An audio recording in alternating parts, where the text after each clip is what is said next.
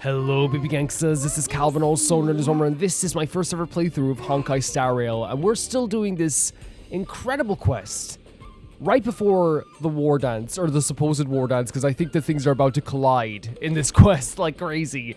The way they've been building it up as well, it's been absolutely amazing. Before we start anything though with the story, I think I have figured out how to change the pool for the 50-50 standard banner. There's no way we're gonna not check up in March. It's me, Yunli. Are you okay? What a great teacher Yunli's been. You okay, March? Oh my god. Oh, ouch? What's ouch? She's still a nervous wreck. I think it's so normal, but I think it's also great Yunli's gone to great lengths to like make her less nervous, you know? You still seem nervous. I wasn't this nervous before. It's just being alone in this lounge, I can't stop thinking about everything. Yeah. I mean, not only are we taking part in the war dance, but we have such an important mission to carry out as well. Oh, 100%. That's why I was saying last time too, is like even March has her own part to play this. It's not just her doing the war dance. You know what I mean? There's a lot of stuff going on here. March, calm down. Don't worry about your mission. I'm here to help you. Yes, Yunli. Yunli's been a great teacher. She's been fantastic. Don't worry about your mission. You have me here too, right? I know my grandfather said that you must represent the lawfu as a ringmaster. But don't let that intimidate you. This is great stuff. Ask yourself, you are a nameless of the Astral Express. Yes. You have always been free to come and go as you please. So why did you board the skysplitter with me? This is so good. My grandfather gave us this mission. This is so good because again, like 100%, that's what the Trailblazers do, right? It goes against their creed to do something that, like, you know, that they either don't want to do or they feel like they don't have to. That's why Don Hung is never, like, you know, shamed ever. But obviously because they love him, but also the same thing too. If he decides he wants to stay on the ship, it's like, yeah, you make your own decisions in life. We can't force you to do anything. Really, great point, honestly. Why? Because I also want the war dance to go smoothly. For us nameless, even though we're just visitors at every stop, it was here that I met my two masters and made many new friends. I want the war dance to go ahead without any problems, for everyone's sake. Man, March is so sweet with this answer as well. Sorry, I got sidetracked by something there, but yeah, it's such a sweet answer. And I feel like this is one of those things, like, you know, like, March didn't have to do this, right? For sure she didn't have to do this. But this is like something we've done since like we've like started this game. You know what I mean? We make new friends. We're just a visitor every single stop. And like we literally make life better for the people that are there after we leave. And I feel like March, like, you know, even though like I think sometimes can be like, you know, a very like just the sweet character who like, you know, speaks up every once in a while, like with a funny joke or something very cute. She's an incredible trailblazer as well, 100%. And she's so ready to do this stuff all the time. She's fantastic. Good answer. The tournament is about to begin, so I must go carry out the mission that Grandpa gave me. Hell yeah. March, may your blade be sharp and your victory glorious. Let's go, March. Thank you, Master Yunli. 100%. And that's it's such a good answer, by the way, to say Plan, you're a trailblazer. Seek out the Cloud Knight soldiers aboard the skysplitter and see if there have been any new developments. Because yes, we know trailblazers only stop off as visits, basically like big gigantic visits. So if March is here and she's doing this, and she's a trailblazer who chooses her own path, then she's the reason she chose to do this. And reminding her of why she would want to do this is such a good idea. Yeah, just a really great thing to call upon that, because of course she made the choice to do this. She wanted to do this. No one forced her to do this. Now again, you could argue like sometimes someone could feel the pressure to do this as well. But I don't think March is not someone who like won't just speak her mind sometimes. You know, if someone's annoying her, she's gonna say it straight out, you know? She might be a bit shy sometimes, but she will, you know, she'll make those eyes go half the way down and then like give you the nastiest side eye you've ever seen in your life. You know, she's not afraid to do that sometimes. Is that you, Miss Yunli? If there's anything that I can help you with, please let me know. How are the Cloud Knights doing? The Cloud Knights are all in position, following General Hua Yan's orders. Very good. Although, there is one thing I want to confirm with you. Yeah? Do you have any way of identifying the borisin? Unfortunately, we don't have any means to distinguish between borisin and Feixiao. So far, the thing that's been foolproof for me constantly has been put someone famous in front of them and see how they react. Like, all the time. Put Yanqing in front of them and see what they say. You know, if they go, who's this little guy? Borisin. If they go, oh, Yanqing. Not a borisin. That's the way I look at it. Foolproof. However, you can rest assured that the Clown Knights are working hard to investigate the source of forged identities. Ask him who Yanqing is. Ask him what you think of Yanqing. Tell me about how the Cloud Knights are currently deployed. All Cloud Knights on the skysplitter have their own responsibilities and wouldn't dare neglect their posts. March 7th and I could already tell. It's clear that every Cloud Knight soldier we've met on the skysplitter is an elite warrior. Hopefully. They're going to need to be. I would like to confirm if there are any irregularities in boarding. Your timing is perfect, Miss Yunli. We actually just received an emergency boarding request. From who? An emergency boarding request. Yeah. It wasn't on the skysplitter Starskiff registry, but all the documentation checked out. But maybe did you let them on or did you run it by someone? Who would be boarding the ship at this time? Where are they? I'll go check it out. Did you run it by? The Starskiff is using the contestant docking bay. Would you like me to lead the way? No need. You have your own duties to take care of. Okay. I will be fine by myself. And I've no doubt you'll be fine by yourself. I have to But check on this immediately. yeah, like I guess like it's one of those things where they can't turn someone away if they have the proper documentation 100%. But like also at the same time too, like I would have just been like, one moment, sir, you know, one moment, ma'am, let me just check something out, you know? One moment, good person. Let me just go and see if this is okay. You know what I mean? And I know people say, well, they can't abandon the post either. Okay, then like it's like one of those things where like they need to give them better directives. Then do you let anyone in who has documentation but isn't actually like, you know, on the list? Wait, I thought I could see them. Who is it? Routine inspection. All passengers. Okay, so they didn't just let them on. Inspection. That's perfect. Okay, that answers my question 100%. So this is the suspicious Starskiff. Where did the passengers go? So they already left? I'm going to count down from 10. If you do not come out, I will destroy the ship. Heck yeah. 10, I mean, drastic times, drastic measures. 9, 8, 7, 6, 5, 4. Oh my god. Time is running out. 3. Oh my god. 1. What's gonna happen? Wait a second. Oh, it's Yanqing.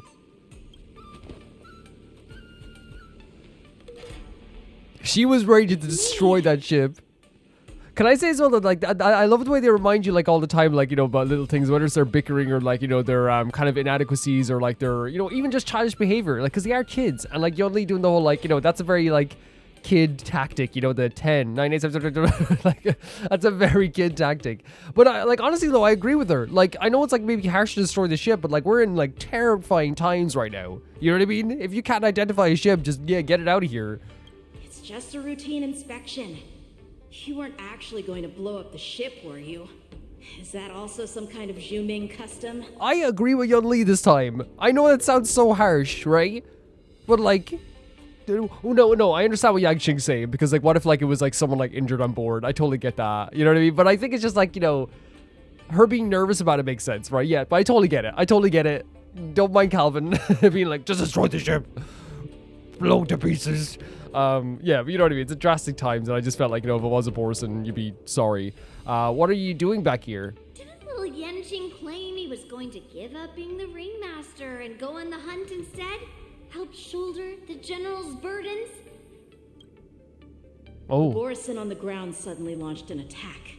that hit him a bit. Feixiao was concerned that this was all a diversion by Hoolay, so I requested to come to the skysplitter and provide support. Yes, from Feixiao, yes. Can't believe you ended up back here on the skysplitter after running around all over the place. But you're too late to enter the tournament now. I think he's here to hold him off. Sorry, I hit the mic, guys. Following Grandpa's plan, our disciple March is taking your place as ringmaster. Oh, you didn't know about this? Aren't you proud of her? When I first heard the news, Oh, you did? Okay. I was definitely proud, but also a little concerned. You both trained her. More manpower is always a good thing, since the skysplitter is so large. Oh, and by the way, you should know that. Oh. What's happening?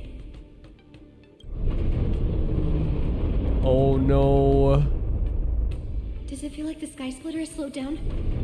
Could it be? Oh no. This is terrifying. We need to check the engine room. It's the heart of the ship, so we need to prioritize its safety. Okay, let's go. Honestly, I'm glad these two are together. Like, can I say that right now? I'm glad these two are together. Like, because if there's any two that can, like, fight by side and probably protect each other, it's them. And you even saw there, like, you see how he was, like, hurt a tiny bit by what she said? Like, and again, she wasn't being, like, she was being her usual, like, you know, funny self and, like, you know, her usual, as you said, sharp and biting self.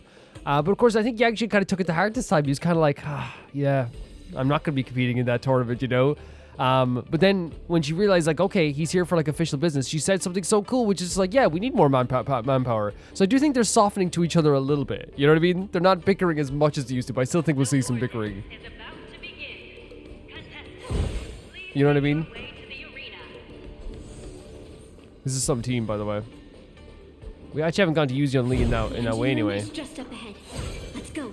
So I'm guessing we're going to see some battles if they're putting that there, right? And divine sword descend. So I think Show your courage. that's a good way to start. Right?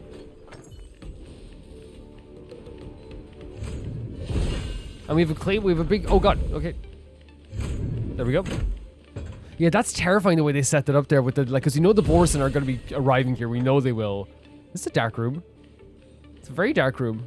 Like, we know the borisin are on their way. Oh, wait a second. What the hell? A cargo thing?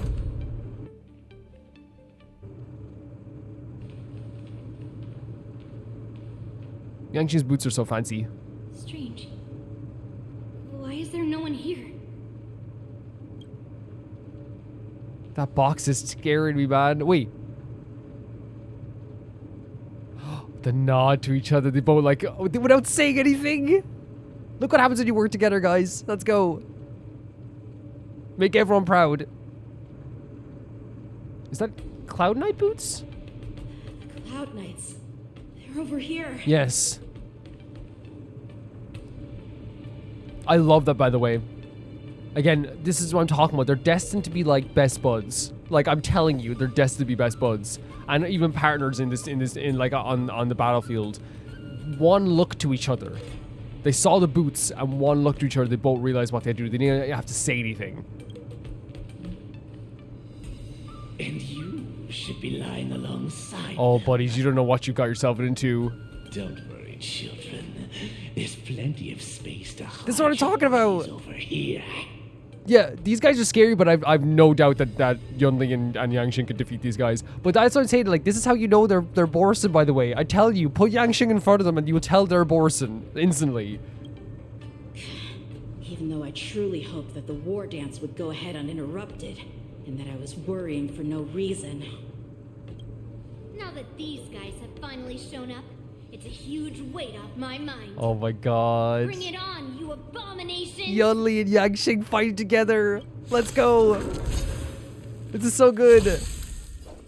And again, that's like I'm telling you, the way to, it's like, how do we figure out who's a borisin or not? Put This battle is a famous unavoidable. person in front of them and they go, hey. You know, they call them, I always call them something like little kids, you know? It's like, okay, you're definitely a borisin. Even before that, if they're just trying to pretend to be nice and they just said, hey, how'd kids get on here? You know they're a borisin, you know? It's really funny how they do that. A decisive moment in the battle. Lend me your strength. Man, the way the Claymore, not the Claymore, the Greatsword stuff is really, really cool. Slap! I mustn't fall.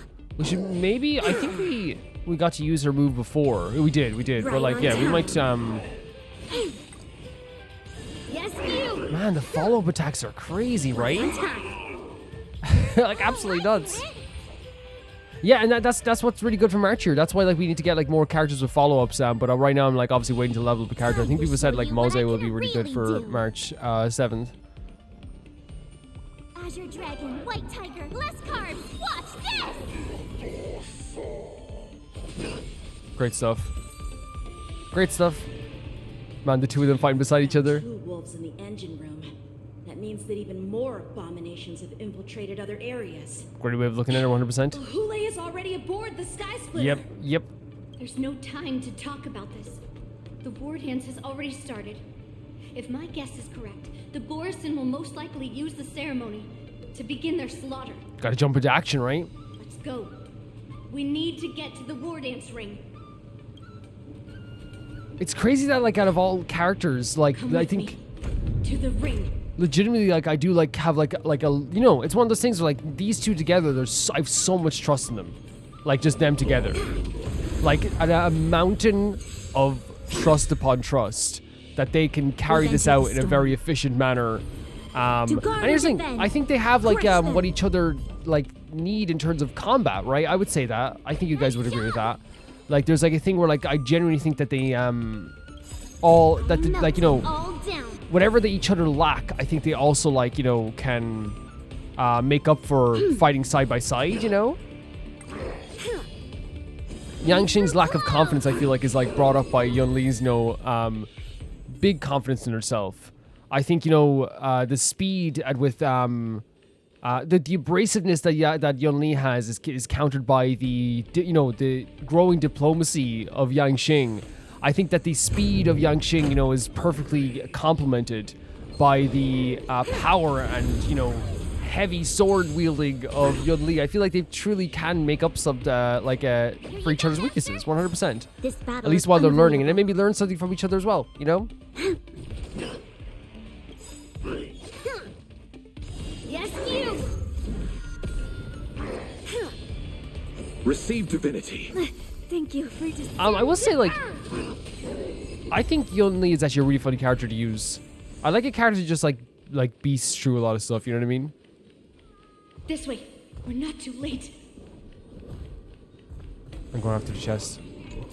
And I'm going through the door. Hello there. Let's go. We would like to welcome all of our honored guests and contestants to this. We would like to welcome Oh my god. and contestants Is that where March is heading? to Lawfu's Luminary Wardance Ceremony. Again, I have no doubt that every single Trailblazer, every single, you know, named character has the ability to defend themselves. But I'd be worried about anyone facing off against Hoolay. You know what I mean? And anyone who's in this situation where they get caught by surprise. Before we get the first round underway, our organizing committee would like to introduce you all to a host known throughout the cosmos, Mr. Albert. Oh, Albert. He is here today as our special guest host. You're like, Albert? Of all people? Let us invite our special guest host, Mr. Albert, to the stage to formally open the wardance.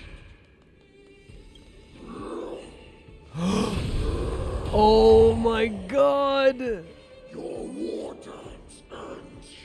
Honestly, like, Hoolay does have a flair for, like, the campiness and drama, right? 100%. The fact that they were like, here's our special guest, and then he shows up right now, like, terrifying as always. Like, he looks terrifying here, but he definitely loves the drama. Like, 100%, you know what I mean? Like, showing up right when they say that.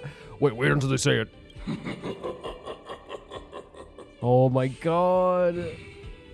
From this moment on, the skysplitter belongs to me. And for you, dear spectators, I have prepared a true fight to the death. As a villain, he has such a presence, right? As a villain, he just has such, like, an imposing, terrifying presence. Now, run for your lives. Are they not believing it? My apologies.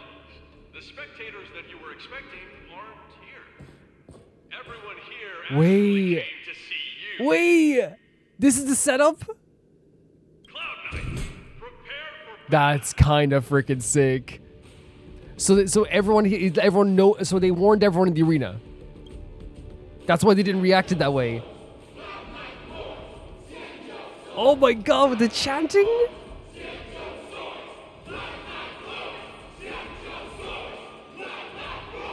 Is it right? This is really cool to have, like, them chanting for the Cloud Knights. It's so awesome.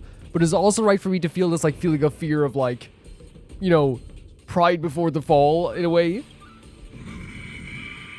Because there's no way Hoolay doesn't have an answer to this.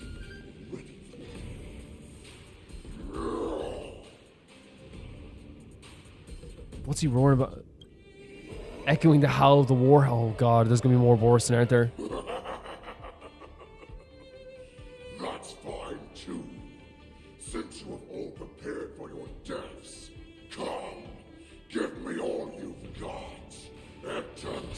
I worry for these Cloud Knights. I don't think these particular Cloud Knights are getting out of this alive. I don't think they're getting out of this alive. 3 dual hours before the wardance convenes. See to the Divine Foresight. Wait, did that go back further in time? Oh, it did, yeah. Enemy, but leave one side open. This is your strategy for ensuring that the war dance will be able to be held as usual? So this is Feixiao saying this? Precisely. When Hoolay escaped, we should have cancelled the war dance immediately. No one can predict where a wild beast like him will attack. Yet festivals and celebrations like this are likely to become Yes, and that's the one side open type thing. Because so it's not just Feixiao who has this idea as well, it's also Jin Yuan. But yeah, I guess that's the idea, right? It's the like if you close the war dance, then there's less of a likely chance of knowing where he would have gone. But like targeting the war dance makes perfect sense for Hoolay. However, preparations for the war dance were in the works for so long, I couldn't bear to announce its cancellation. Oh my So I god. thought, if the show must go on, then let it go on. But that doesn't mean that the war dance we hold today has to be the real That's so event. good. They put out a fake war dance. All we need to do is swap all the spectators and contestants aboard the ship with Cloud Knight soldiers. Oh my god. And the sky splitter, soaring high above, will become the ultimate battleground for our hunt. That's awesome. That's so awesome.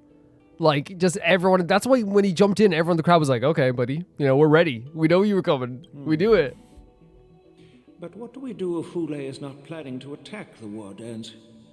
I think they're saying it was like he might be his only route of escape, maybe? Then we just need to draw his attention to the Okay. sky splitter. We'll have the Skyfaring Commission clear all transport lanes and cut down Starskiff traffic. Then, when the time comes, there will be only one ship in the sky, and he will have no reason Yeah, not that's to. what I was saying, yeah. Like it's his literally only way of escaping here after he does all this stuff is a sky splitter. General They drew his Feixiao attention right will be there. in charge of scaring the wolves and cutting off their other means of escape, making him think that this will be his best way out. They really planned this really well. I think they used not only the aggression of the Borisins against them, they also like did something that the Borisins like to do as well. If you think about it, they used like the Borisins like maybe not fear but nervousness. You know, how are we going to get out of here? You know, and forcing them into like one tunnel by making sure that they had to show up on the sky splitter. Given that the borisin already have insiders on the Law Fu, I will be in charge of putting pressure on them, making them focus solely on keeping themselves safe. Yes, and yeah, that's the thing. It is legit like, you know, one of those things where I feel like it was back and forth a lot of times, but here like it showcases that every single move that they were making in this journey was to get them to that ship. Very good. Very cool stuff. Then I'd better dust off my weary bones too. Yeah? I will go with the Skyfaring Commission to guard the Jade Gate and ensure that things do not spiral out of control. Fair enough. Knowing that Elder Huayan is part of our last line of defense is a great comfort.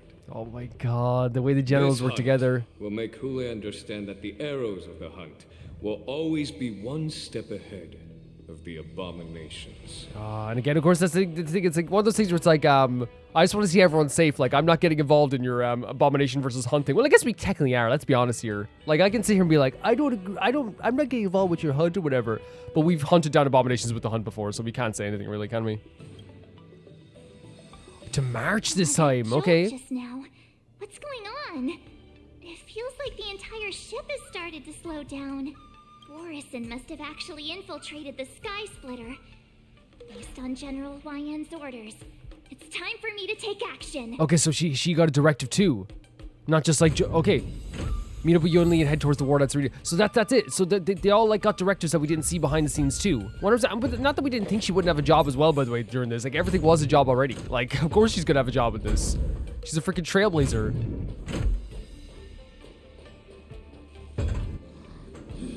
March, look at March, hands on the hips, like she's about to scold a few Borisin.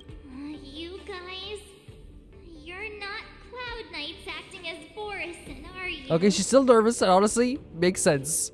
But all I saw was the hand and the hips. I was like, is she about to scold some Borisin?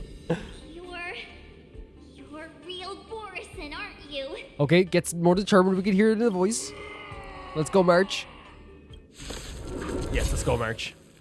Oh, looks like the General's arrangements are finally coming in handy. I need to find Yunli and the others as soon as possible. Nice job! Become Shifu. Yeah, I love that because again, it's one of those things where like they made Lend me your strength. our they made everyone like look at least everyone on our side like look very competent, and that's really awesome.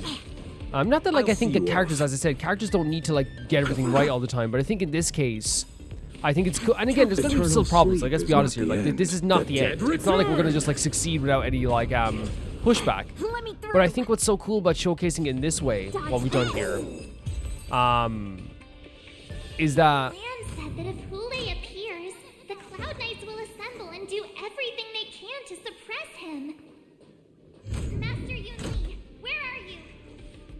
March, I'm below the ring. Okay. Yeah, I was gonna say, like, the reason why I'm glad that they had a big plan for this, and it makes, and again, it shows their competence in this stuff too, is because they had 3 generals. They had Yanqing, Yunli, trailblazers. They had like all these different people from different places. Like if they didn't have a competent plan, it would be like, what were you guys doing? Like of course they have a competent plan. Of course they do. And it's so funny because I was totally just okay with the idea of them goading them onto the ship, but no, they had a full funneling plan. The hall below the ring. I remember it being this way.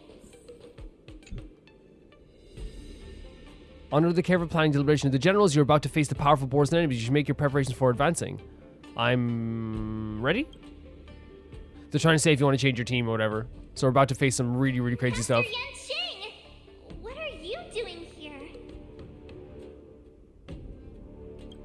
I was concerned about the safety of the skysplitter and my dear disciple, Of course. Yanqing, the wolf you are hunting is standing above us in the war dance ring at this very moment, facing the cloud. Yes. This war dance will not be seen by the people of the Xianzhou, nor will it be just a ceremonial sword fight. This is a battle to the death that offers no honor, only mortal danger. March, are you ready? Honestly, like I genuinely love that she said this because she puts it into perspective. It's like this isn't just like the war dance. This is going to be terrifying. I am March 7th. Let's go. Please.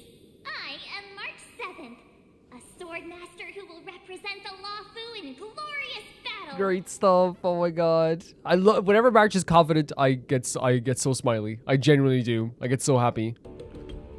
Yunli, Miss March, may your blades be sharp and your victories glorious. I'm feeling it. Let's May go. your blades be sharp and your victories glorious. This is so great because I know we're about to go into some insane stuff. So to see like both Yunli and Yanqing say this. May your blades... And March. Forget it. Let's go and make this a quick victory. That's the Trailblazer aspect, right? The 2 Swordmasters and the Trailblazer being like, whatever, let's just go, let's do it. I'm smiling from ear to ear knowing that we're about to do some insane stuff. You know what I mean? Let's go. It could be that we're not going to smile for a very long time. You know what I mean? And I'm making sure I get my smiles out 100%. The Wardance Wolfhound Showdown starts now. Oh, Lord. Oh, I was correct. Such weakness. Oh, look at Yanqing pointing the sword right at him. Do you think he's weak and feeble? Oh my god, look at this. Surrounding, please be careful, guys. Look, I'm staring directly at Yanqing as well. I've been waiting a long time for this, Hoolay. Let's see Feixiao and send some young cubs to the slaughter. Look at this arena as well. Remember this. My name is March 7th, Ringmaster of the Luofu. She's not backing down, and of course she wouldn't. It's March. Luofu not have any worthy warriors. Do not talk about March that way. wouldn't Do let not talk my about guard Yanqing that down. way. Do not talk about Yunli that way. It's about time this old wolf tasted defeat at the hands of a young cub. What a line. Did you hear him? It's about time this wolf tasted defeat at the hand of a young cub. Like, first of all, acknowledging that he's young and saying that this is... Because he probably knows it's going to be more embarrassing if he says it this way for Hoolay when he does defeat him. Also, as well, that cutscene was crazy. Having all three of them drop in around him, but still having them like face directly head onto him. I love as well that March, again, we're not surprised at March. March, like, again, March is nervous about stuff. She gets scared about stuff. But she's always like one of the first people along with everyone else that's like standing side by side with Cell when all this stuff is happening, you know? So it doesn't surprise me. One bit. Locha and Bronya and Sushang are like, did we sign up for this? Pardon my manners. Yeah, very cool stuff, by the way. Very, very cool stuff the way they did that. No, I genuinely like love like the relationship between Yunli, Yanqing, and March, and especially Yunli and Yanqing, like both saying those things to each other, and then motivating March to say it, and March, like, of course, like saying her own thing as well. Dodge this. Nice shot by Sushang. I think Sushang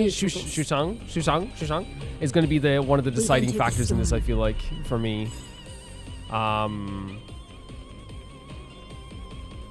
Because she, what I mean that she's like, you know, she's genuinely going to have the most damage, I'd say, the most damage output, and she also has like the break damage against him too, so that's good. Shape of Taishu. Rise Phoenix. She's so cool. Legit one of my favorite designs of this entire freaking game. Such a great design. Yeah, this is what I'm talking about with the damage, and we can go again. Time is now. Lend me your strength. You're not going anywhere. A little bit of a shot there. More coming in. Obviously, with like Sushang, it's hard to get multiple enemies at once, but I think we can actually. I think we can face directly Hoolay. Yeah, I think we're gonna directly face Hoolay. You think a little ambush is enough to defeat me? Whoa, the Crimson Moon. Okay, good bit of damage. Such insane power. Yeah. Look at him, like the red coming off him as well. Like he's changed completely. This must be his heart. Until Feixiao finally arrives. See, he's waiting for Feixiao. His pride has been hurt by Feixiao. This battle is unavoidable. He's waiting for Feixiao. Evildoer. I underestimated you. Allow me to see you off.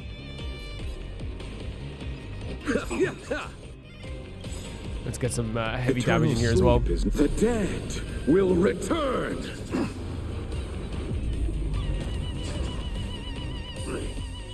See, it's like a fight back and forth between the damage up there. It's actually a really interesting mechanic. So like, it's whichever, like, yeah, he's gonna get the full one now here as well.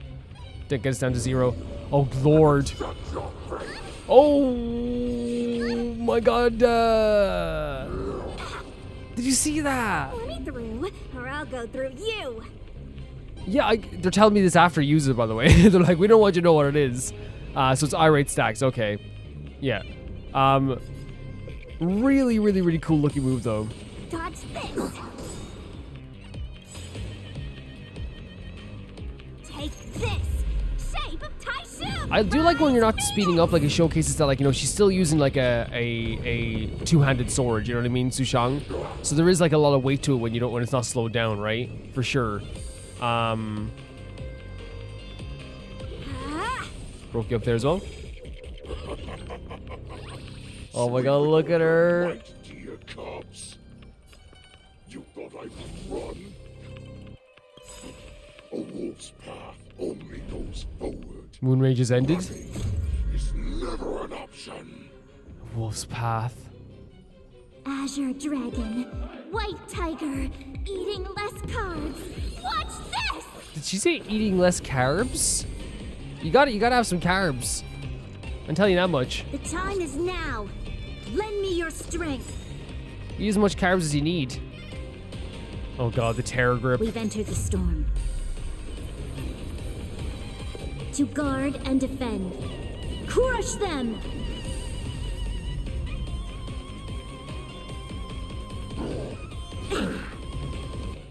And having March out of commission with this stuff, not a great enemy. thing, you know what I mean? Definitely not a great thing. But we have him like, we literally have him like almost done anyway. Like, he's like, look.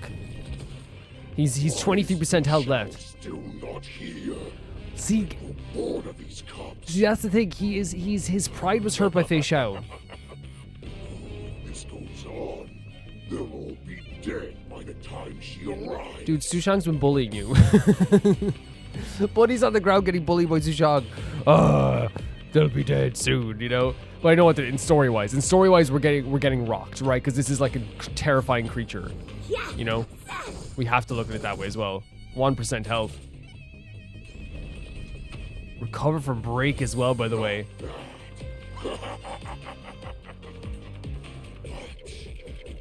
Much more than that. Your people. Oh, again, he's doing a. Blade grass. It's such an insane move. Like, and again, it does show like his imposing nature. Oh, okay. Oh, now we can see like the actual what we, you know, what the battle represented. No, Yanqing! Oh my god! What? Did someone get him? Not long ago? Wait, you can't just... Wait, what the hell happened? No, what did they do to Jiaoqiu? What the hell? He's ripped to pieces. His clothes are in shreds. What did they do to him? Like, we just... Oh, look at his face as well. He looks like... How would you say it? Like, you know, just broken. Secrets are a weapon that a hunter cannot live without. Was he torturing Those him? that have no secrets are no more than prey, cut open and waiting for death. Was he saying because he has nothing left to offer him? He better not have done anything to Jiaoqiu. What you're saying is, in your eyes, I am no more than prey that has exhausted all of its secrets. Oh, his voice as well. And is simply awaiting its death. This is such a brutal thing to look at. Like, again, it makes my skin crawl. Like, the story of Jiaoqiu and being, like, kidnapped by these borisin, and now even this as well. It's been making my skin crawl every time I see it on screen. It's such a horrible thing to even think about. Do you think you have some other escape route? Oh, Jiaoqiu. I have already peeled back your disguises and defenses, layer by layer. I know all the secrets that you and your general have buried so deep. It's making me sick. It's making me sick. It's making me so sad and so sick. Like, I'm almost like want to look away from the screen as well, but I know that'd be just disservice to what's happening to him as well, you know what I mean? Like, we have to understand what's happening to him. Like, he, like, this, the look of pain, despair. Like, you look at the way he's even looking down here as well. And you know what, as well as it too, like, look at the tears. It looks like his eye makeup has been running as well, like, you know? It looks like scratches on his face. But you have told me all of your secrets too, Warhead. He's stumbling over his words as well. Oh, but you will never have a chance to use them. What did he do? Will be buried with them right here. What the hell did he do? You are a fortunate one. After all, you will avoid having to see the tragic future that awaits your general. What the hell did he do to him? Guys, I just noticed as well, it's not even like scratches on his chest, which are already horrible. Look at his pants, there's like little tiny, like tiny scratches, which implies like he's been thrown around the place, or he's been like knocked to the ground. Because they aren't claw marks, they're like what happens when like you tear your clothes a little bit, or you get like, you know, marks as you like, you know, fall on the ground or slide on the ground or something. That's so horrible. I'm sure she understands her fate far better than you ever will. One day on the battlefield, she will be overpowered by her ever-intensifying moon rage, and finally be torn apart by her fury and transformation. And he knows this bothers Jiaoqiu. He knows hearing this is going to upset Jiaoqiu. Not even your god can save her from this fate. Although, they can lead her to liberation.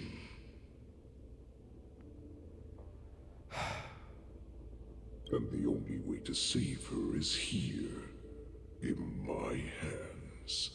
Wait. The like the cure for the moon rage? Are you the healer? Or am I? Are you really that certain of your own judgment? I still can't get over like him trying desperately to get these words out. I must leave, Foxian. But before I go, you know what I must do. What did he do? Don't you? Drink blood wine. I hear it is Stop, a borisin stop. custom to kill prisoners and drink their blood before battle to stir up their madness. Please stop. You really did put hard work into researching us. It is a shame that this is where your journey ends. What?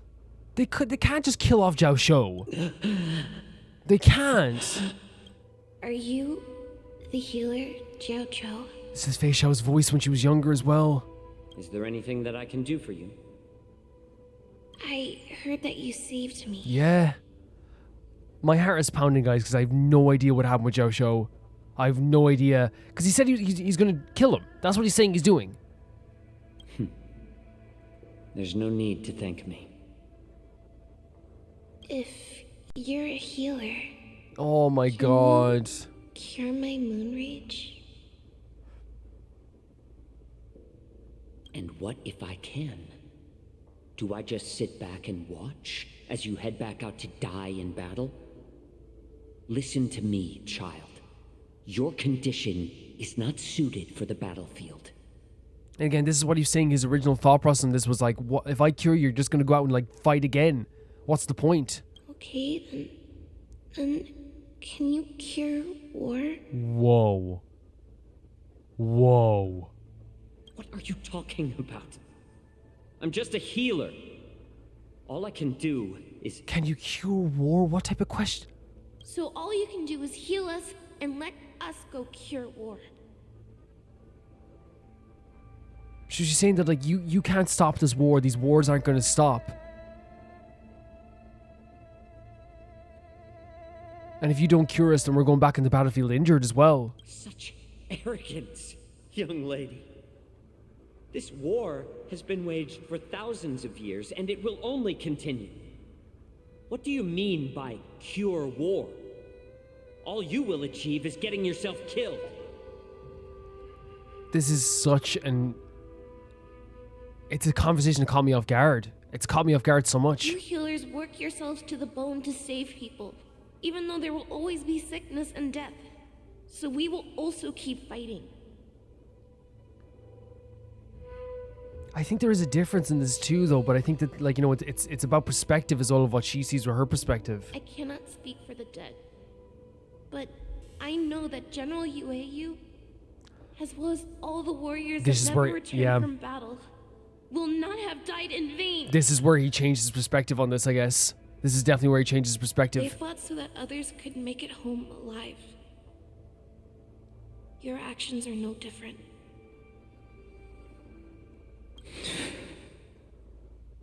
So Feixiao even was the one who changed his perspective as well, because it made it sound like he just like kind of like came to a realization, but it sounds like this was like a catalyst for changing his perspective on why he heals people. Jiaoqiu, this is an order. Cure me! An order? How do I get a picky child to eat green chilies? You chop them up and make it so that they don't find them. How do we get a suspicious and devious wolf to drink? What? Did he poison himself?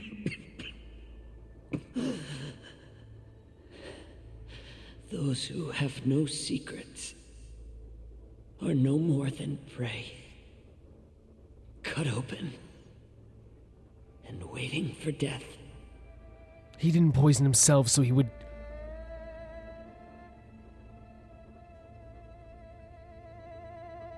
There's no way.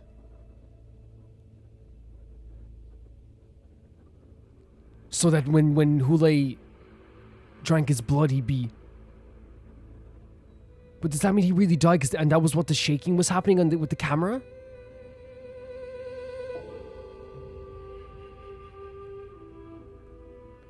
There's no freaking way. There's no way. Enjoy the taste of my fresh blood, Hoolay. Oh. Unfortunately, I am not a man without secrets. I still have one little secret hidden up my sleeve. Yeah, oh no, he definitely poisoned his own blood, right? Tumble dust. I drank it a while ago. Yeah. And the poison is already flowing through my veins. Sooner or later, Jiaoqiu. you will begin to feel the effects. This is breaking my freaking heart.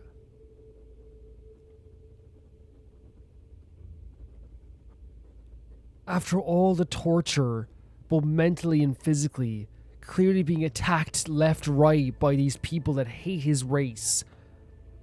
And then he drank this tumble dust in order to just get a win against his captor. If the most lethal poison known to this world is able to save innocent lives, then it can also be called a great medicine. And I understand, like, I don't want to. I like Jiaoqiu. Like, I want more stories about Jiaoqiu. He's like I would say, like, out of all the characters of the new introduction of characters, he's the character to me that is like the most interesting. Which is saying a lot about the 4 new characters we met, 5 new characters, I guess, as well. Like, they're incredible. But like this arc he's been on here as well, from talking about his past and not understanding why people die, and now doing the exact thing that he was so frustrated in, which is sacrificing himself so that future generations can be happy. So that future generations can be safer. Now, there's always this story of, like, you know, if you think that's, again, because that you know, like, I agree with Jiaoqiu when he says, like, well, war is going to keep happening, you know what I mean? Like, regardless if you sacrifice yourself, it obviously depends on the sacrifice and why you're doing it and what's going to lead to. Jiaoqiu is going to be happy now if he can help kill Hoolay. But, geez, I wish we found a different way to do it other than this. I will do my best to cure you. Oh. Feixiao. I kept my promise. No. At the cost of this insignificant life. Don't say that. And it's again the conversation that they had at the table where she tried to explain, like, said, can you cure war, right? Can you cure war? And, like, again, like the whole conversation centered around him being like, why on earth would I cure you? Because you're going to go out and die again. And now he's the one ended up sacrificing himself in the end for this. This is so horrible. This is so horrible. Like, again, writing-wise, I understand, like story-wise, it's a beautiful arc, right?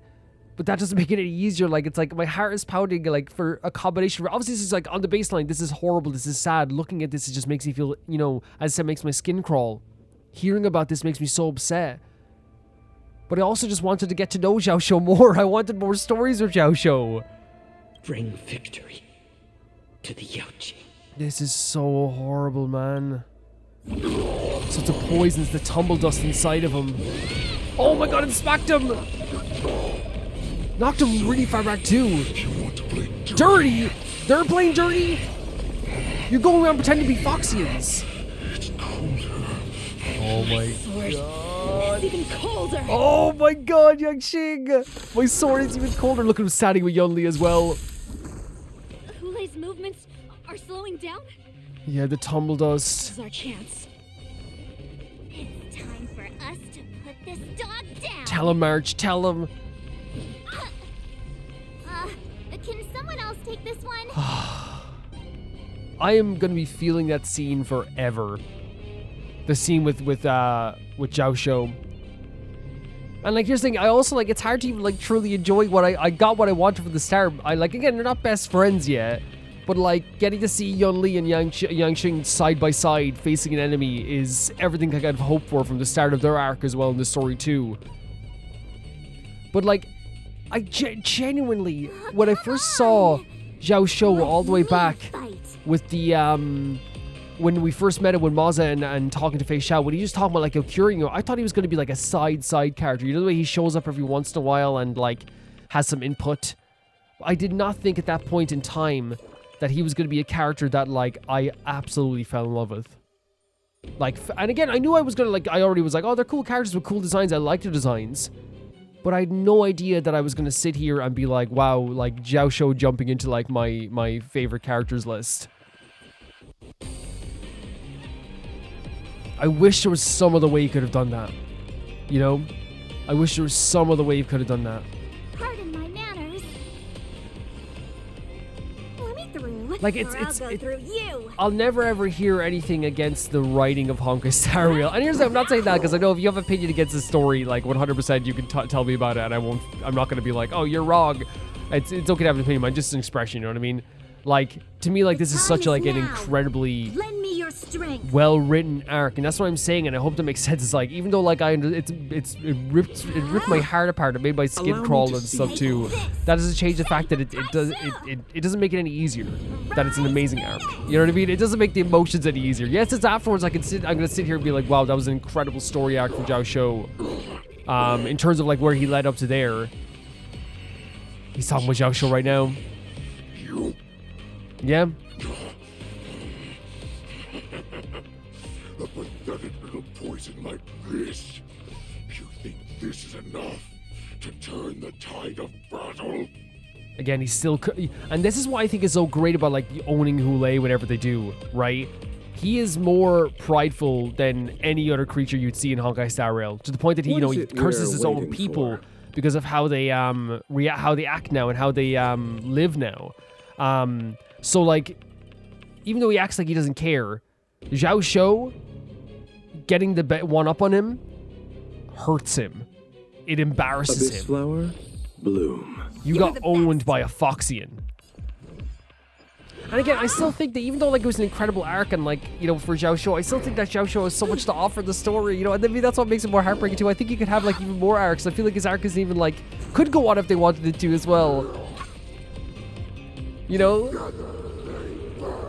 Me begging already for the writers to just like save Jiaoqiu.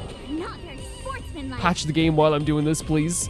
Patch the game while I am playing this match, please, right now. You think of a message and they do that? You think they take requests? Want to see what I can do? We broke him. We broke him. Oh, we got it right back. And again, that's that pride. That's pure pride to me. But that does not mean you can defeat me. Do you get what I'm saying? Like, to me, that's a pride. To me, that's 110% a prideful nature inside of Hoolay. And I think, they, again, I love the way they implement the writing of a character into this, into the actual battles themselves, right? Because, like, again, he was broken. And he's not going to let himself, even though, like, he is weaker now 100%, he's not going to let himself, like, look weak. You know what I mean? Oh, he's going to use any energy he has to get back his breakpoints, right? Wrong enemy, it's okay. Oh, God.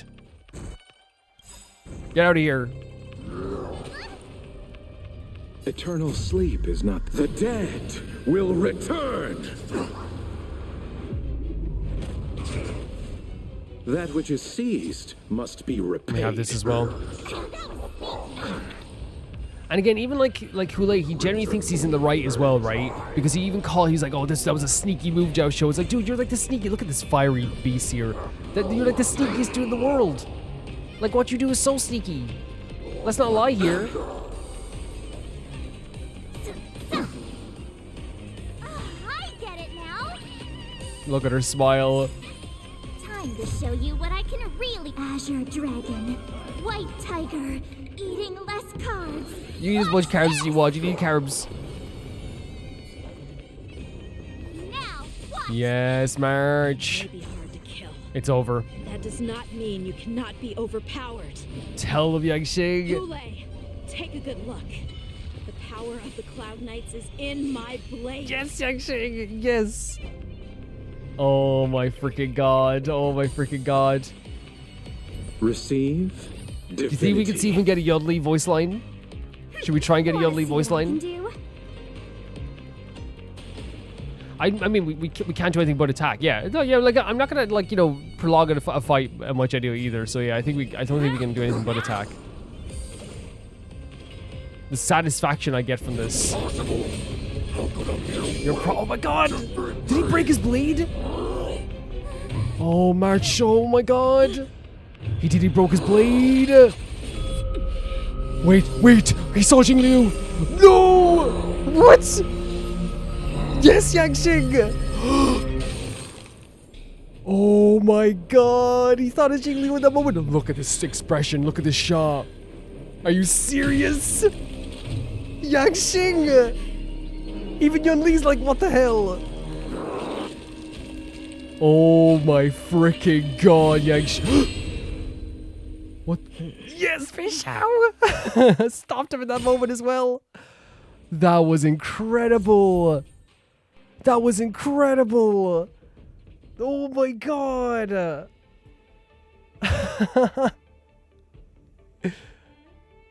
That was insane.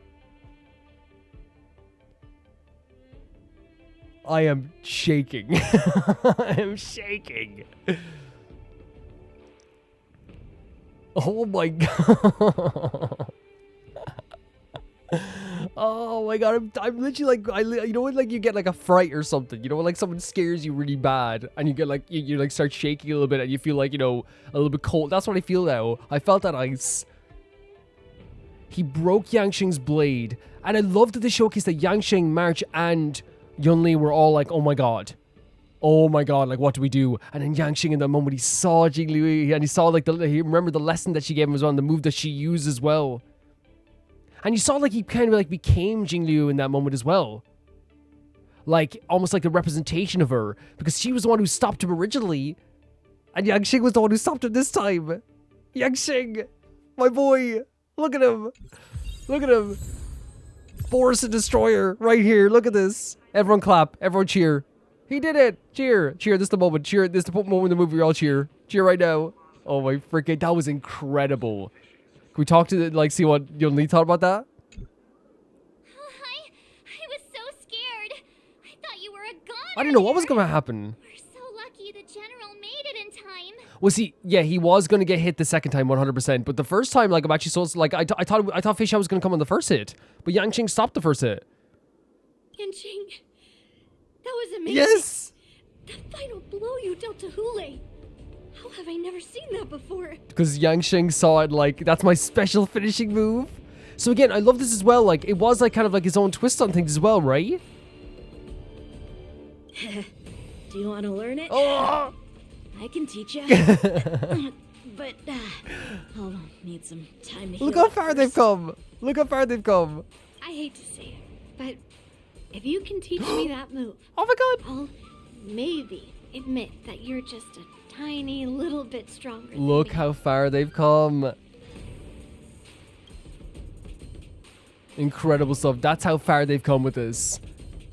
Because, like, they started off like, you know, like, believe I'm the best, bickering with each other, arguing with each other. She stole his sword, and they ended up again. 100%. You only saw this, like the power that Yanqing can retain, and that's the potential. That's he can go and I think he can go further than this as well.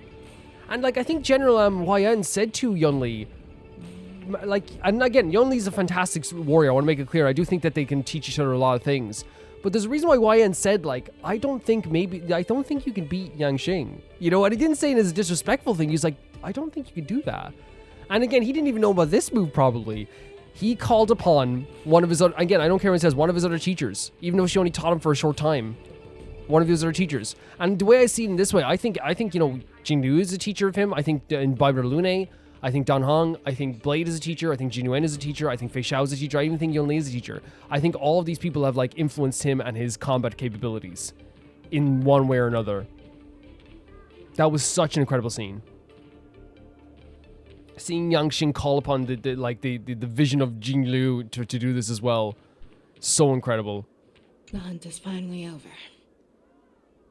Thank you for holding out so long. That's what she asked him to do.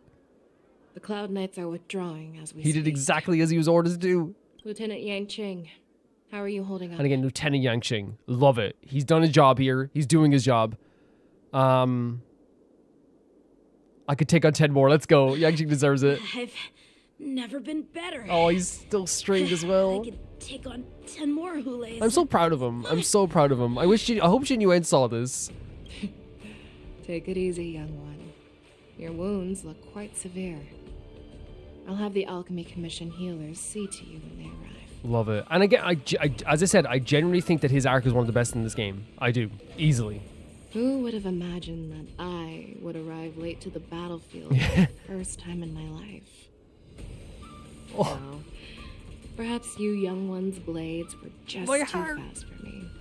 That's such a great compliment. Like, it's not that I was late. No, you were just really, really good. I originally thought, in the best case scenario, you would team up and hold this beast back while protecting yourselves. However, you joined forces and defeated Hoolay. Oh, to see the excitement in her voice? The youth Or are hear truly it? to be feared and respected. Joined forces and defeated Hoolay. You know, she was actually kind of excited there. Like, but I love this too. She's right. Like, March, Yunli, and Yanqing not only held back against him, in a way, like they were like I would say the 90% effort into like defeating him. Oh, let's say 98, because like the only 2%, because they did defeat him, but the 2% that came at the end was like, you know, protecting Yanqing from dying was Feixiao. What a scene! I love that as well. They showed that in the end, by the way, because that showcases that Yanqing did something absolutely incredible, but as always, not betraying his character arc. He still has stuff to do. He still has ways to go, right? He left himself open there in a way, 110%. But Feixiao obviously like saw like that and like, you know, protected him. I think it's so good to showcase like how far he's come and how amazing he is now, and he's only going to get better. And showcasing, yeah, he still has a lot of things to learn. 100%. Come. We need to lock up Hoolay once again before anything unexpected happens. 100%. My heart is pounding. That was incredible. So Jiaoqiu just gone though. Like, are we actually like saying that Jiaoqiu is just gone? Look at him with his little fancy boots. Look at this. Do a victory lap. Let's do it. Okay, well, I'll be back. Let's go. Let's go. Let's go. Let's go. Let's go. One victory lap. He deserves it. I'm sorry. He deserves it. Let's go. He deserves it. I need this as well. I need this. I need this. I need this. I need this. I needed that. I'm sorry. I don't care what anyone says. I don't care. Yanqing deserves that. I needed to. I'm in a state. Such an unforgettable blade. So similar to the one wielded by that woman who defeated me all those years ago. Yeah. I am... like, it's crazy that when almost all the crazy stuff is happening, I'm beaming right now. Over 700 years have passed. And I thought I would have a way to overcome it by now. You too much pride. But in the end... my fangs and claws were too slow.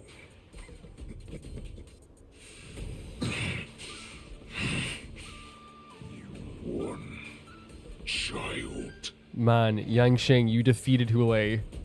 And again, with help 100%. Like, I'm not going to discount Yunli and March's efforts here, and Feixiao saving the end. Of course, 100%, but like, I'm still going to give credit to Yanqing for doing that freaking move, you know? Stop struggling, Hoolay. There's plenty of time for you to be tortured by your regrets when you go back to the shackling. She said, go be depressed somewhere else, buddy. She said, go be sad somewhere else. I don't need this. She said, go whine somewhere else. Yes, I was defeated, but this was not unexpected. And regardless, you still showed your face. Is he gonna do something to Feixiao now? Deal with Hoolay. Yeah, deal with Hoolay as best we can. Wait, what? It's another. Oh, it's a battle with. It's another battle. So this is like the final blow. Feixiao is struggling with the boundless madness at this very moment. Yeah. Yeah. Let's go. Oh, I have looked forward to this for so long. Our little hunting game has finally reached its climax. I told you before, I had a path prepared for you. You've doomed yourself. What? What? Did I do a victory lap too soon? No, he's self-sacrificing. Oh my god. So we did defeat him, but he's gonna use it. Oh. I will Run. Hide. Oh, look at Mose. He's trying to like wake them up. No, this is terrifying. He sacrificed himself to do this. This is the heart of the borisin warhead, a product of the plague. Oh. I'll leave the next part to you. Wait, what is she doing? Wait. What the hell? We cannot allow this thing to spread. I will do all in my power to consume this. The hell? This music is incredible. Once the situation changes. Lieutenant Yanqing, you are to enforce the Cloud Knight's military I have rules. chills. Understood. She's heading off with this freaking beast towards the Crimson Moon to devour. Wait, no. What does this mean for her, though, devouring the Crimson? Is she gonna take it in her heart, then? Is she gonna become the warhead? Oh my freaking god. General. Wait, we're fighting her! No! Wait, does he have his... He has a gun. The madness. It was already affecting her, now she took it into her heart. What a freaking scene! Die, borisin. So that wolf was inside of her? We clearly don't have wolf ears. So And she's seeing us as literally fighting Feixiao. Guys, that scene was absolutely incredible. It was again, I was shaking. Chills. They put the fear into that scene. What happened there was he did lose to Yanqing, but he decided to like do one more underhanded trick and turn everyone, or at least try to, turn all the Foxians mad. Look at her standing here as well. She even looks cool here. This is Mad and Feixiao. This is what Jiaoqiu didn't want as well. What they're trying to avoid. But do you think the Crimson? Do you think she becomes the warhead? Like maybe even if she doesn't want to be, That music was incredible in that scene too. What an incredible scene. And you see what she became like that, like flying like... It was like a flying wolf, so that was maybe the part of the borisin that was inside of her too, possibly? But it was more like a spiritual wolf as well, right? Blade in flight! You'll pay for this. Man, my heart is still pounding. My heart is still pounding. No, we're giving this Yanqing, man. I'm sorry. I know that like it's probably more efficient to use Sushang in this matter. So, how many of my moves can you block? Tell him. He was holding her gun as well. Like she gave him confidence and gave him that gun as well. You are not. I will not allow any of Again, her mind is mad. It's maddened. Skysplitter. Does she think we're her enemy? Yes, 100%. Hoolay just wanted to take down the general. Yep. Even at the cost of his own life. He kept saying during the battle, "Where's the general?" Out of it, general. He didn't even care if he got defeated. Take this! Shape Rise Phoenix! He did not even care if he got defeated. He wanted to just take down the Feixiao. You are not worthy. Yeah. Good shot there as well. Sushang is our main damage dealer, but like, For some sword play. I'm gonna be focusing so much on using Yanqing because I look at him for story reasons. Evil doer. Look at that with the gun there as well. It's like a gun Allow blade. me to see you off. We've entered the storm. To guard and defend. Crush them!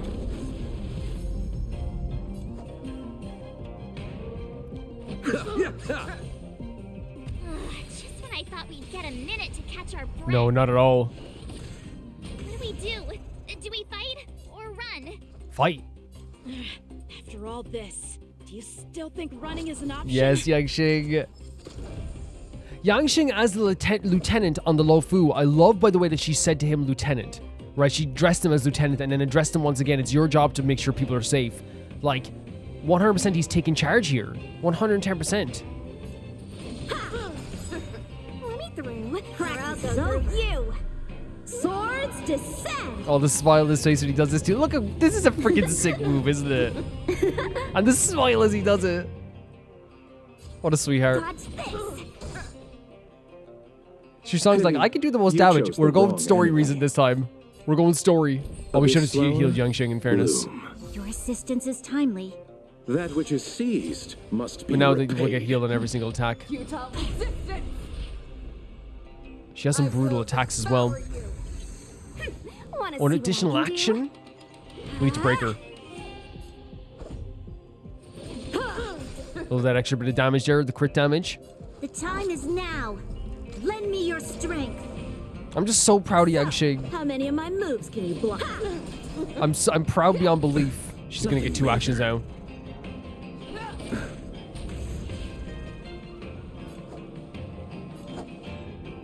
Receive divinity. Eternal sleep is not. The dead will return. Good bit of damage. Through, or I'll go through you. I totally decided Su Chang's gonna be our main damage dealer with this. Like 100%, you know what I mean? Like, and she might actually end the battle here, in fairness. Rise, Phoenix!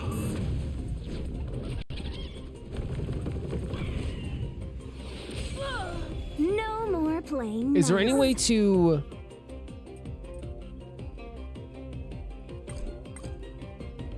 No, not audible, sorry. Is there any way to, like, not fight her? Is there any way to, like, give it over to Yanqing? Right? I wanted Yanqing to get the final hit. That's my bad. Okay, how about this then? This is what we'll do, right? This is what we'll do. Oh, wait. No. This is what we'll do, okay. This is Yanqing talking. As the lieutenant, I order you to attack. Yes, sir. Is that all you've got? Wait. Oh, no, she's staying at 1%. We can still get the final hit. Stop trying to resist. These cutscenes are incredible, by the way. Oh. We can't let her get away. Yeah. But do we stand any chance at all? She didn't answer. She said, let's go. Let's go. It's not about if we can or not. Oh, there's March's move. Through this. Oh, Yunli. Oh, look at the determination in her eyes. I'll leave the next part. She did. She said that. Oh my god, that. She did. She did. She did. Yeah. Resist me. What? I promise. I will cure you. Did he just aim right? Feixiao. I mean, she told him. She told him I'm leaving it to you. And what are we doing now with Jiaoqiu? What are you gonna do now, Gabe? What are we doing now? Holy freaking hell, the cutscenes in this game. Did you see that brutal knee she gave to Yunli's chest? No one can live forever, Jiaoqiu. Oh, stop. This time, I must break my promise. That's her adult voice, isn't it? Stop. They're not doing this to Feixiao as well, are they? Storm? Is this the skysplitter? Or somewhere else? Lieutenant Yanqing, you are to enforce the Cloud Knight's military rules. Understood. What she's... We can't let her get away. Wait, so someone's saying he has to keep going and do his job? Snap out of it, General! Oh, they're talking about Feixiao. You always leave the hardest battles for yourself. Is that Hoolay? Isn't it strange that as your enemy, I understand you even better than your own allies? He's like saying, like, I know you put this pressure on yourself. I know this is what, like, that you would have done this. Hoolay. Where are we having a conversation between Feixiao and Hoolay? All the anger in her face. This rage, I remember the taste. I know that it was then a victory that it thirsted for. But the hunt itself. He never wanted to win. He loved the chase, the feeling of hunting something. Isn't that right, Feixiao?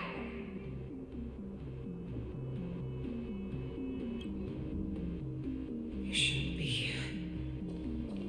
I saw you die with my own eyes. Is it some spiritual stuff? Is it because she took in the Crimson Moon as well? Could that be it? Just consider me a figment of your imagination. Okay. Before every hunt, I make preparations for defeat and retreat. But not this time. This time, defeat So he knew that he was probably going to be defeated. He knew that he was going to be defeated, but he wanted to. I guess maybe that's why he in the end wanted to make, you know, use the Crimson Moon in that way. When I learned your story from Jiaoqiu, I realized that he had always been hiding a secret, and that not even the healer himself understood the meaning of this. I don't even like him saying the name Jiaoqiu. What an ironic fate, don't you think? All this time, waiting for this day to come. I never imagined that this was how it would turn out. So...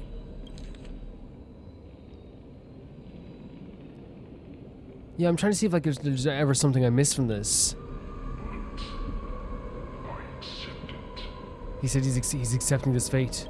Now, let us break through the ironclad defenses of the Arbiter General's heart and see What? secret she has hidden in those deepest, dark... What, she's gonna be like exploring her own self? What are they doing? Now we're playing as Feixiao?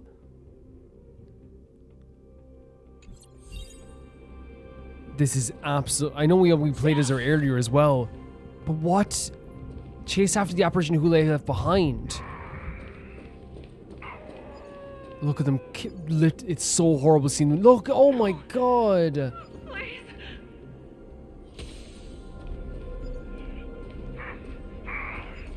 Yeah, we have to get rid of these.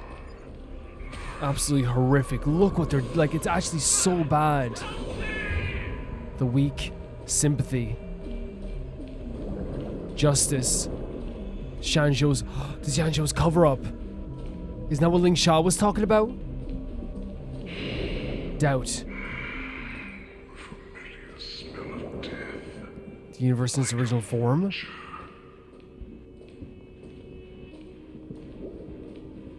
What does the universe in its original form mean? I'm sure that the people of the Xianzhou have shown these familiar scenes countless times, but they only showed you what they wanted you to see. What do you mean? Hoolay, just say what you mean right now. They have you fight to save the weak, but what they never told you is that when all the pretenses of kindness and compassion are stripped away, this is how the universe is meant to be. He's saying that like the weak have to be destroyed. Is that what he's saying? That's how the universe is supposed to be, quote unquote. They play the victim so they can win your sympathy. When they are strong, they make you their avenger and have you fight in the name of justice. Wait. Okay, so whenever they're weak, you become this like you become like a hero. Whenever they're strong, you're the avenger. I found it. This is your shadow of doubt. Is she saying that in the back of her mind, she doesn't see the Xianzhou or fighting for the Xianzhou as something that's like totally like this like moral thing that she's doing? Which again, I'm not going to doubt that either. I've said before many times. I think the Xianzhou stuff is like they dictate a lot of history and a lot of like morals from their perspective constantly. So we just have to use a normal attack to dissipate this. Survival of the fittest is nothing but an excuse. Yes, it is. I agree. I 100% agree. Again, the Xianzhou is not morally correct in every single situation. I want to admit, we have always said that. But the whole thing of like, the world is supposed to be the weak will be devoured. It's like, yeah, who gets to decide that? Oh, just because you get to do it. Just because you can do something doesn't mean you should. That doesn't mean you should do it. You know? There's a lot of stuff people can do. That doesn't mean that's the way of the world. You cannot weaken my resolve, Hoolay. Blinded by the fury of your moon rage, you slaughtered your allies. Erden's Claw, you have betrayed the Alliance. Wait. Enemy of the Xianzhou. Are they saying that this is like a future, or what maybe could be the future? Betrayal of trust? Because they're pointing their blades directly at her. You're also an abomination. Maybe this is something she fears. She fears if she becomes mad, this is what they will do. Possibly. Your actions are no different from those of the abominations we stand against. I genuinely think this is probably a fear for her, 100%. At the end of the day, it is the blood of the abominations that runs through your veins. One day, you will inevitably become an enemy of the Alliance. Cloud Knights, formation. What's so crazy about this? I genuinely think that with Jinyuan, like I know maybe I'm wrong, but I genuinely think that he would try to find a way to just exile her. You know what I mean? If he ever got too crazy where she was like killing people or something like that, I genuinely think that he would like try to find a way to exile her and make it so he didn't have to kill anyone. I'm not saying Jinyuan is perfect, by the way. Without hesitation. You thought that you had found freedom, respect, and recognition. They respect the hell out of her. But you were wrong. They know all too well. This is her doubts. This is her doubts. This is her doubts. He's trying to put into her head that like they only use her as like a warmonger, as a sword, and as soon as they want to, they'll cast her aside once again. You cannot fake the respect that a lot of people have for Feixiao. You can't. Now your greatest fear is about to come true. You will become an enemy of the Xianzhou. You have to break out of this. You have to overcome this madness. I know, like, do it for yourself, but also do it for Jiaoqiu. 100% this is what she fears. But she has to understand that people respect the hell out of her. People respect the absolute hell out of her. You aim to instill terror within me. Yet all of this is nothing but a phantom.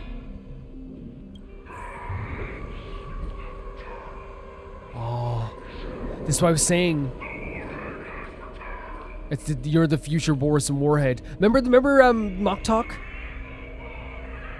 God is our future. Remember Mock Talk said like, oh, she's more of a descendant of Duran than any of us. I'm not saying this is gonna happen, by the way. But after consuming the Crimson Heart, the Crimson Moon, this is what he's trying to instill in her. This is what's gonna happen. And I think the reason they had Mock Talk be like, she could be like, she's the descendant of Duran. And again, the first thing I thought was, does that mean she's the Warhead now? Does that mean she's like the same thing? Return to the pack, like, oh, you're gonna come back. Feixiao, please. Again, it's all to instill this fear into her. Feixiao, No matter how deep the hatred you bear for Borisin, no matter how much we may consider each other enemies, I will still show you this path that you never imagined was available to you. Because you made a choice. again, he holds the Borisin in such high regard as well, right? That he's saying, oh, no matter how much you hated them, you know that this was where you should have been. Again, he truly believes in this idea that because you can, you should, right? He truly believes in this. Devoured the Crimson Moon. You are worthy to become the Borisin's warrior. It's the last thing you should become, Feixiao. It's the last thing you should become. What did you say? The descendants of Duran who came to rescue me hoped with all their hearts that once I regained my freedom, I would be able to turn the tides of battle and change the fate of our people, allowing the Borisin to return to their former glory. But this was just a dream used by someone with ulterior motives to manipulate the Borisin. Yeah, we still have that person that was like their informant, right, as well. So he never believed in the idea that they were going to be able to return to their former glory. Whoever manipulated them, like 100% tricked him, man. He just used that to get his own gain here, or to get here. They would rather place their hopes of survival with an imaginary savior than gain the courage and strength to fight to the death. Borisin like that deserve no more than to be sent to their deaths. And again, all this whole Borisin like pride stuff like is absolute like, you know, drivel, and it's 100% just like leads to just like a bunch of like self, you know, aggrandizing psychopaths going around killing no matter where they go, but he believes this 100%. He said this to Moktok. He said, like, you revive me instead of doing something about it. Like, he was more pissed off about that than being, like, you know, than being in there for 700 years.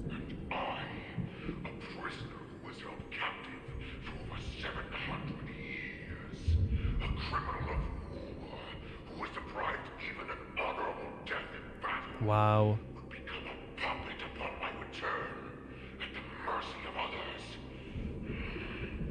This is a fate that I will never accept.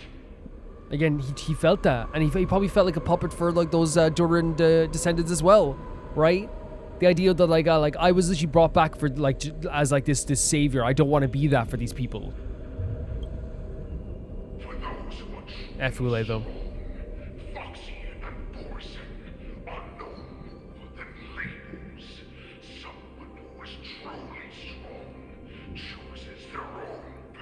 Here's the thing, here's the thing, right? The Foxian people should be proud of being Foxian, right? 100%. But also think as well, I want to say this too, right? Like, and like, you know, like live within their culture and their customs, and it's beautiful, and like share that with people and live amongst other people, and that's what the Foxians do, and it's beautiful. It's absolutely beautiful.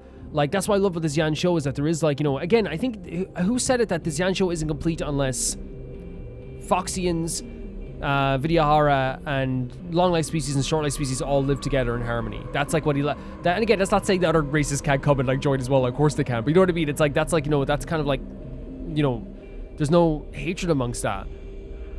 So, and what I think here is, I would totally like if this was anyone other than Hoolay saying like, yeah man, don't be yourself and choose your own path. I'd be totally for it. But for him, it's like choose your own path, as in like, why don't you go join our murdering spree?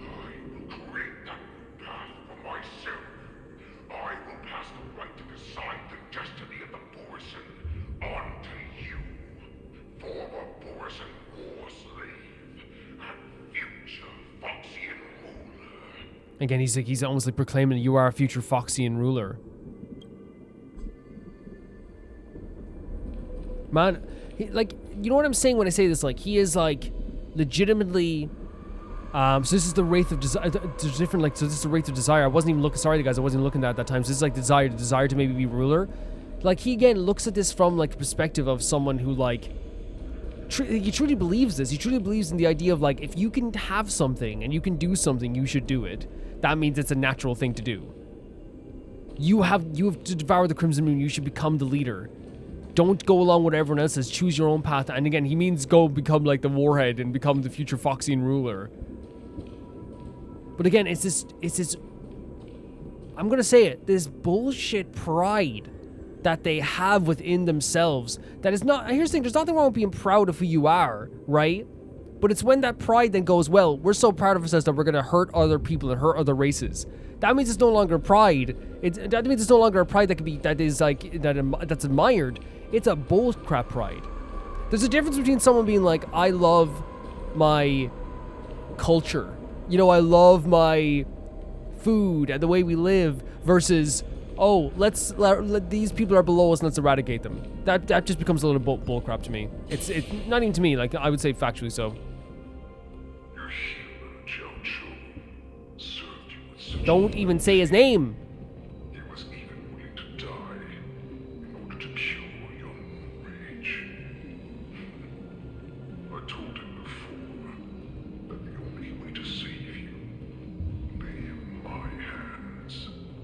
The only way to save you was to lay in my hands. Yeah, he was saying this to him. If you just nod your head, you will awaken from this nightmare that the Crimson Moon has inflicted on you, and your body will be born anew. From that moment, you will no longer be trapped by your rage.